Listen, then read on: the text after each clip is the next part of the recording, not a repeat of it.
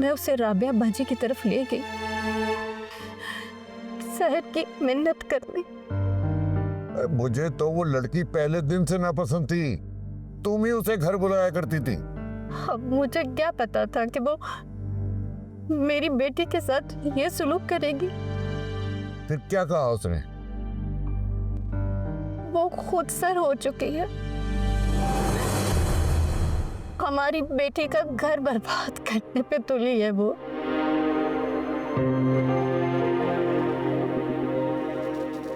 मेरे सर में बहुत दर्द हो रही है। मैं कमरे में जाके अल्लाह के आगे फरियाद करती, वो ही हमारी बेटी की मुश्किलें आसान करेगा।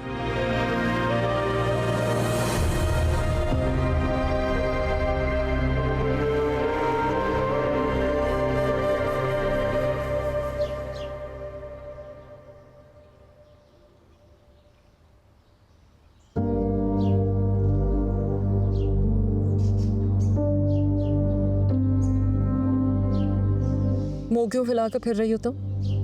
आपके होने वाले दिमाग की वजह से। क्या कहा है जुबैर ने? पहले तो सहर उसको एक आंख नहीं भाती थी, अब जब देखो उसके इर्द गिर्द मंडलाता रहता है। तुमने कब देखा? कब नहीं देखा। तो क्या हो गया? इसमें इतना परेशान होने वाली क्या बात है?